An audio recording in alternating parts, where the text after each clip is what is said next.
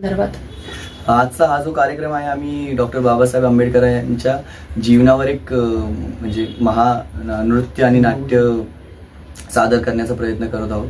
त्यांच्या जीवनाचा, त्यांच्या जन्मापासून तर संविधानापर्यंतचा त्यांचा पूर्ण प्रवास हा आम्ही दाखवण्याचा प्रयत्न करतो. एकूण किती कलाकार याच्यात सहभागी होतात? यामध्ये जवळपास 30 कलाकार आहेत.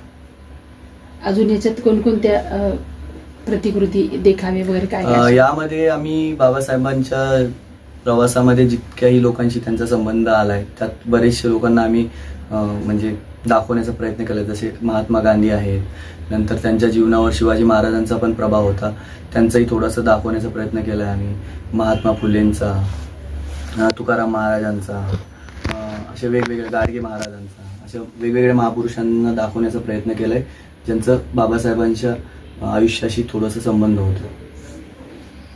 जे कलाकार याच्यामध्ये देखावे वगैरे सादर करताय, मागे जे कार्य चालू आहे देखाव्यांचं, तसे किती आर्टिस्ट त्याच्यामध्ये काम करतायत? ऍक्च्युली काय आहे ना की म्हणजे हा देखावा नाहीये, हा नैपथ्य आहे. कोई भी पैसा इसलिए नहीं देता है कि आपके पास कितनी बड़ी डिग्री है. आपको पैसा तब मिलता है कि आप अपनी स्किल से कंपनी का क्या फायदा कराते हैं. अगर आप education end skill, education knowledge देगा, स्किल पैसा देगा. नॉलेजेबल इंसान अगर पैसा नहीं कमा पाता है ना, सबसे तकलीफमय जिंदगी उसी की होती है. इक्विनिक्स लर्निंग हमेशा सीखने और आगे बढ़ने के लिए नए अवसर प्रदान करता है.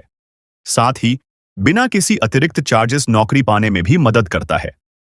इक्विनिक्स अपनी श्रेणी में सर्वश्रेष्ठ और दूरस्थ इंटेलिजेंस ऑपरेशन टूल्स से कंप्यूटर कोर्स प्रदान करता है.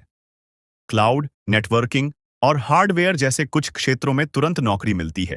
आणि हे नाटक आहे, म्हणजे नाटक, डान्स आणि ड्रामा. नाटक मध्ये जे सीन लागलं त्याच्याकरता जे बाहेर हो ना, मी त्याच्यावरती देतो. त्याला नैपथ्य म्हणतात. आणि तो जो सेट आहे तो आमचे संदेश सुरडकर सरांनी डिझाईन केलाय. गेली 2 महिन्यापासून हे काम चालू आहे कंटिन्यू. आणि यामध्ये जे कलाकार आहेत काम करणारे सगळे, म्हणजे आम्ही सगळे बिलॉंग करतो झोपडपट्टी, स्लम एरिया माहिती तुम्हाला. हा स्लम्समधून आम्ही बिलॉंग करतो. तर ही सगळी निर्मिती करण्याचं काम सागर कारके सर आणि आनंद निकाळजे सर यांनी केलं. आनंद निकाळजे सर या नाटकाचे डिरेक्टर आहेत. आणि सागर सरांनी या सगळ्या मुलांना घेऊन म्हणजे हा म्हणजे आता बाबासाहेब जीवनावर Bhiva, the journey of equality हे नाटक आता ते सादर करते. हा आमचा पहिला प्रयोग आहे आणि नंतर पण याला आम्हाला थोडंसं कमर्शियल स्वरूप द्यायचं आहे, जेणेकरून बघूयात आता या प्रयोगानंतर ठरेल की आमचं नाटक आता किती प्रेक्षकांना आवडत आहे, काय कसं काय रिस्पॉन्स. संकल्पना कशी काय सुचली? संकल्पना ॲक्च्युली मी नृत्य दिग्दर्शन बऱ्याच वर्षापासून करतो आणि मला नाटकाची आवड होतीच. तर मी असा विचार केला की आपण डान्स आणि ड्रामाला मर्ज करून असं काहीतरी क्रिएट केलं पाहिजे.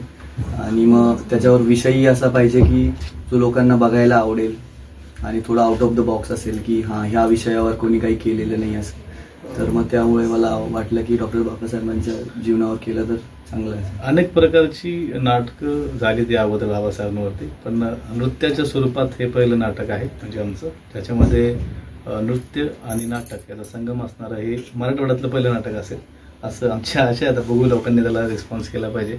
आणि फक्त 14 एप्रिल हेच आमचं टार्गेट नाही आहे की वर्षभर या नाटकाचे प्रयोग भारतात, महाराष्ट्रात आणि भारताच्या बाहेर सुद्धा व्हावेत अशी आमची इच्छा. आपलं नाव सांगा. माझं नाव राहुल काकडे. सागर कारके.